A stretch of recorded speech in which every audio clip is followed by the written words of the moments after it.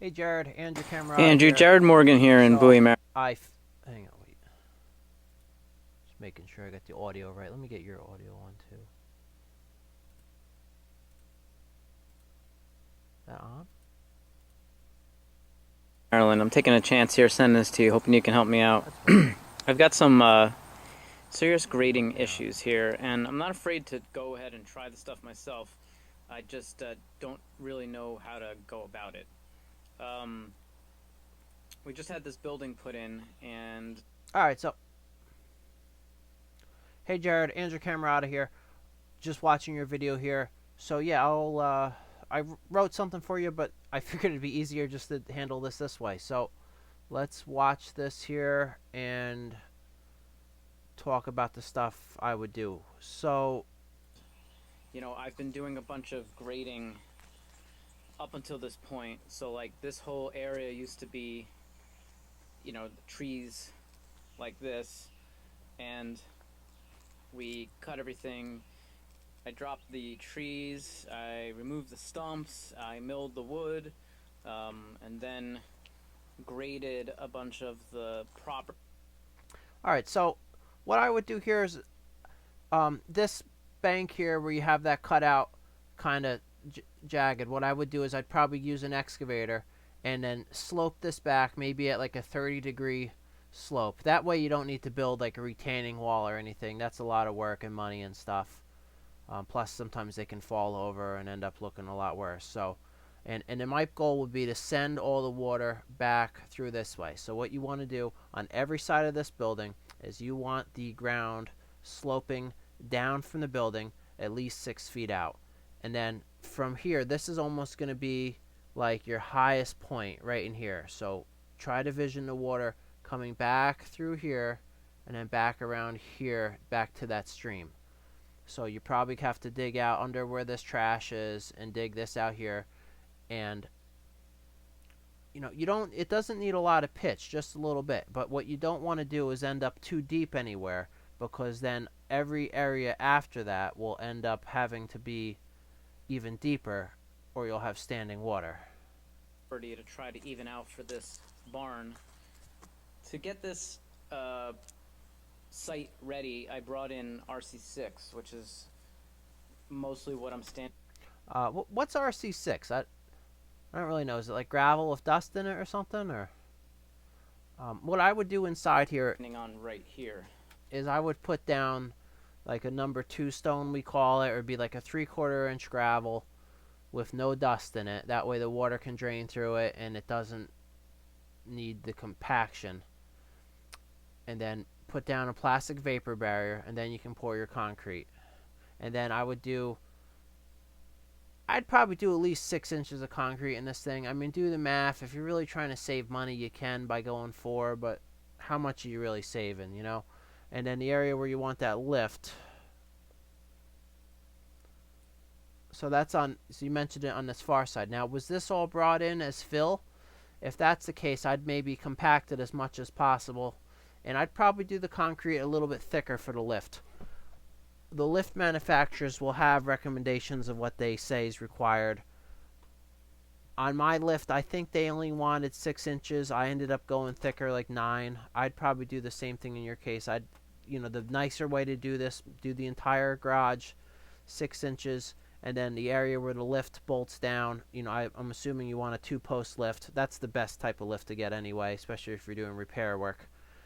That area, I would do like the box right here where that goes, and just go a little thicker. So like haunch it out. So dig out that area and slope it right into your gravel, and put an extra rebar there, and maybe just go 9 inches or 10 inches. It's not really going to affect how much concrete you're buying that much, because it's only probably a 4 foot by 10 foot area, give or take.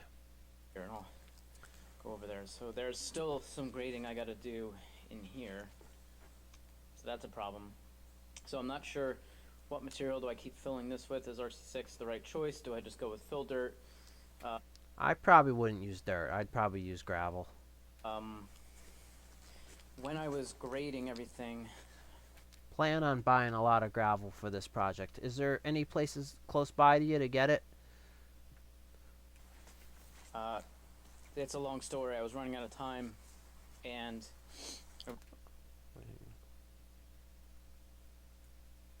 Okay, so this, so that's your drainage right there. So this going behind the building, you don't want any of these standing water puddles. So just dig this out like right here. That way the water can just flow right here through there.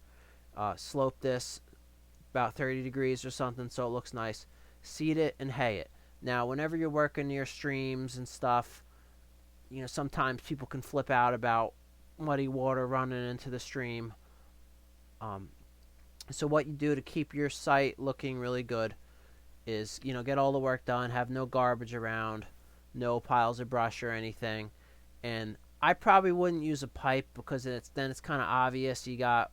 Well, one, I wouldn't use the pipe anyway because they can clog up and they cost money, and you don't really need it in this case.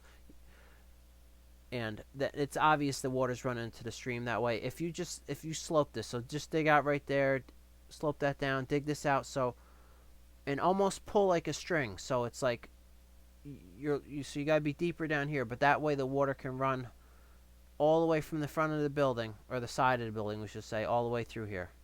That's your goal. and I ran out of material. I already watched this. Hang on. Okay. Right here. So this is your road coming in. That's off the street. This is in front of your new garage.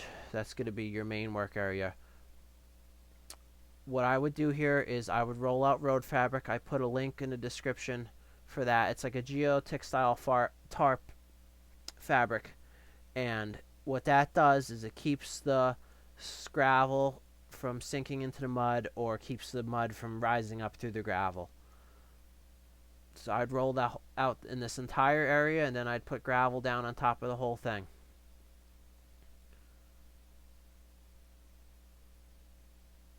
I would assume. Well, what I want to do is put an apron off of the building, that comes out maybe 6 feet. That's a pretty cool truck. What is that? I like it.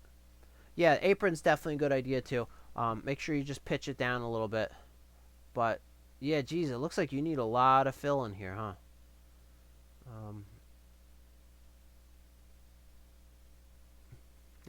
I guess since you need so much, I'd probably try to get whatever's cheapest. But I wouldn't, if it's just like mud or dirt, I wouldn't use that. That's that's bad. I'd try to get the cheapest gravel you can, or shale. I mean, around here, shale is probably one of the cheaper things you can get. But you wouldn't want to use it inside the building because, it kind of needs to be compacted. That's why, like, a 3/4 inch stone is nice because it doesn't really need compaction. But if 6 feet is,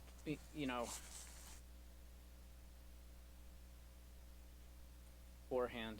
Also, this building is going to have downspouts on it, and I haven't. Yeah, so if you have gutter pipes, you can always add them in later, but usually just a 4-inch thin wall pipe out to daylight is fine. I mean, it's not like you have a basement here where it's really going to flood or anything, so.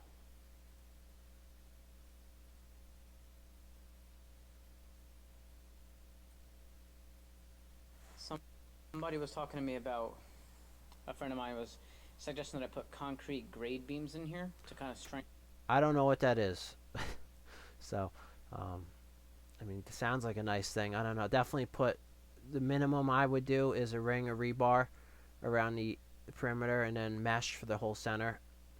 It's that chicken wire mesh is okay. It's kind of flimsy though. The nicer mesh is like a really thin rebar grid, and then you get those chairs that go underneath it. If you watch some of my videos, the one video I did titled "How to Pour a Slab for Your Shipping Container Building," we kind of went all out on that slab, so that's a pretty good example of the better way to do it. And for example, there it was a monolithic pour. We did the perimeter 2 feet thick, which was crazy, and then we did 5/8 rebar around the whole thing, and then we used that really nice wire mesh. You could see it, instead of it being like chicken wire, it's more like rebar.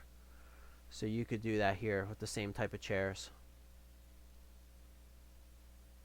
And while you're at it, since that's like a workspace, you could maybe throw some floor drains in too, or maybe pitch the concrete ever so slightly out the doors.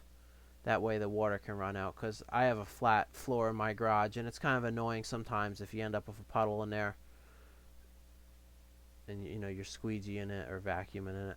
Strengthen the floor. And considering I'll be doing a lot of like hammering and welding and dropping and with the car lift and everything, there will be a lot of weight coming in and out of here. Yeah. All right. This is your workshop, primary workshop. It's a nice building, nice high ceilings. Don't cheap out on concrete. Do a minimum of 6 inches. The amount of concrete we got to put in, and then how do I prepare the floor? Like, do I bring all this stuff up with RC6 to a certain point and then level it with like gravel Yes. or just dirt? Not dirt. Use gravel.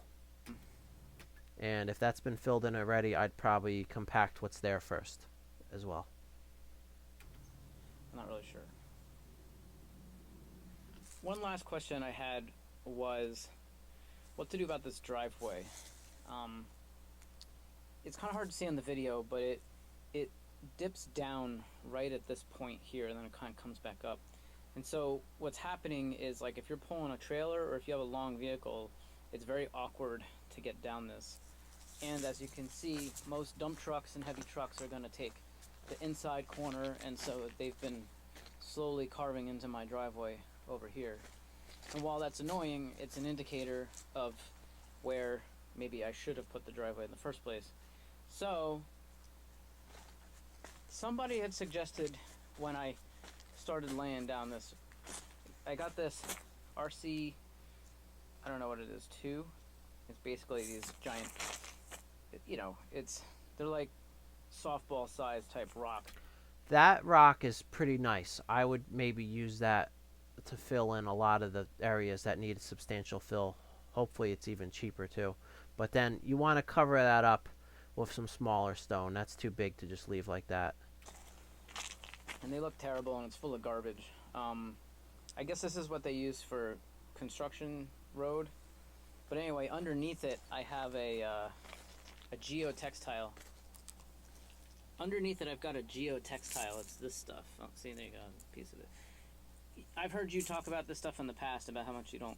I think it was you saying you don't really like it, and No, I do like it. I don't know where I mentioned that, but I've never seen it before with the holes in it like that. That's kind of weird. I've always used it where it's like a tarp. To be honest, I don't really like it either, because every time I have to adjust the driveway or move something around, I'm digging this up constantly, and it's like, a couple $100 worth of material.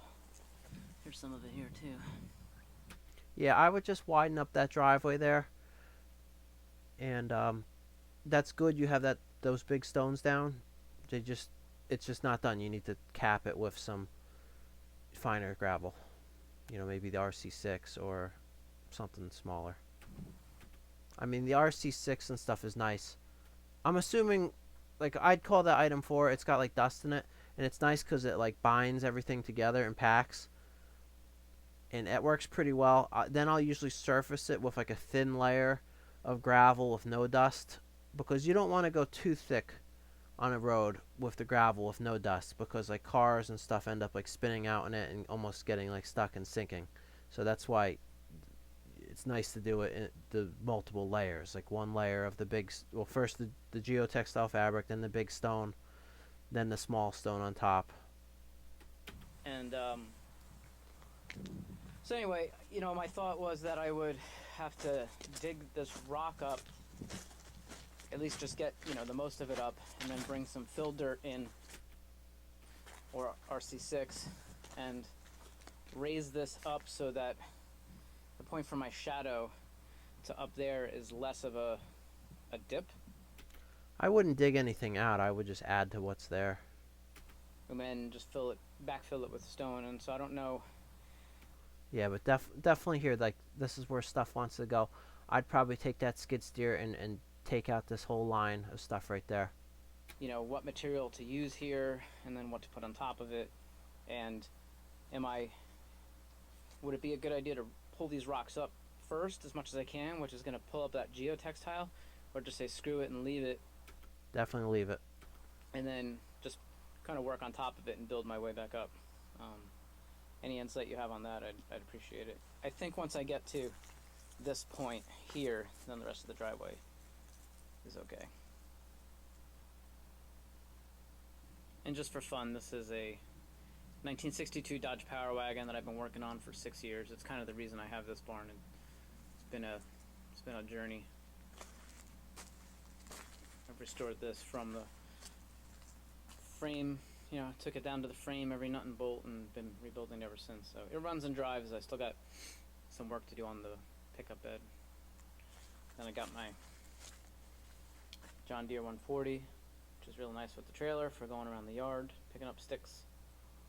And I got my Bobcat, which is almost identical to the one you've got. It's a 743, except this one's diesel.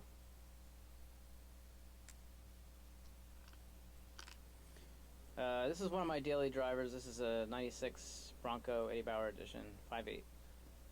Love this truck. I've been trying to pull the Bobcat and the Dodge around in it, and that hasn't been going so well. So I'm trying to see if I can figure out how to keep the transmission from overheating, but she's been a really good truck. The transmission overheats when you tow with that. That Bronco shouldn't have any trouble towing that skid steer. That's not that heavy. But if you're wanting to move heavy equipment like that, I mean, you're a lot better off with a 3/4 ton. But if your transmission's overheating, what you could do is add a transmission cooler, and you can get them right at an auto parts store. I mean, I'm sure you know this.